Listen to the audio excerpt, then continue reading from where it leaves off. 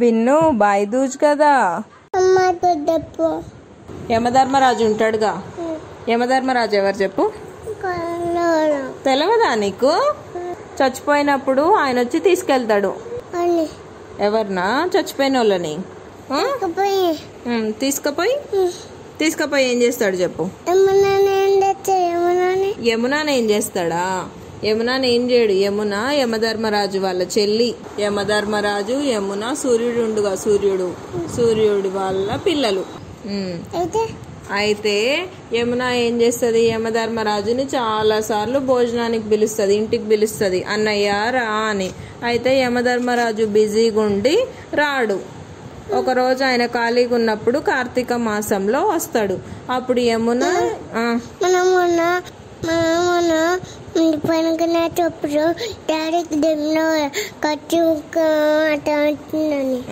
డాడీకి చెప్పిన కార్తీక మాసం వస్తుంది అని. అయితే యమున ఏం చేస్తుంది? యమధర్మరాజు వచ్చిండు, మా అన్నయ్య ఇంటికి వచ్చిండు భోజనానికి అని హ్యాపీగా ఫీల్ అవుతుంది. విన్ను ఫీల్ అయ్యి ఆయనకి ఇష్టమైన ఫుడ్ అన్ని చేసి పెడుతుంది. ఏంటి? స్వీట్లు, లడ్డూలు, మిక్చరు, బూందీ. నీకా? చేస్తా. గుడుగు మింగేస్తావా? యమధర్మరాజుకి ఏమైతుందా? యముడు బర్రె మీద కూర్చుంటారుగా. బర్రె మీద కాదురా, దున్నపోతు మీద కూర్చున్నాడు. అయితే ఆ ఫుడ్ అన్ని హ్యాపీగా తినేస్తాడు. ఆయనకి నచ్చినవి చేసింది కదా వాళ్ళ చెల్లి, చేసిందని చెప్పి అన్ని తింటాడు. తిని యమునాని ఒక వరం కోరుకో అంటాడు.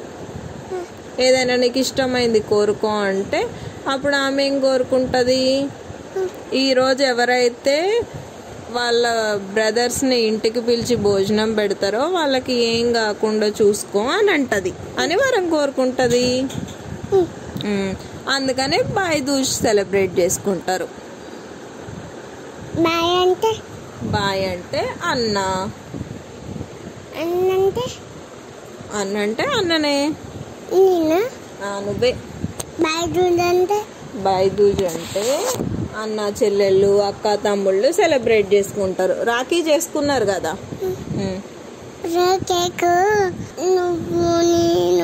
కేక్ తో చేసుకునేది బర్త్డే సెలబ్రేషన్. రాఖీ రోజు నీకు రాఖీ కట్టిర్రు కదా. ఎవరు కట్టిర్రు చెప్పు రాఖీ నీకు?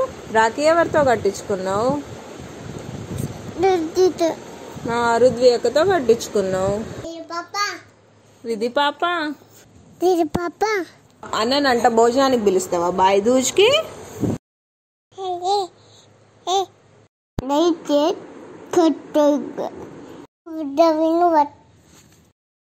Thank you for watching.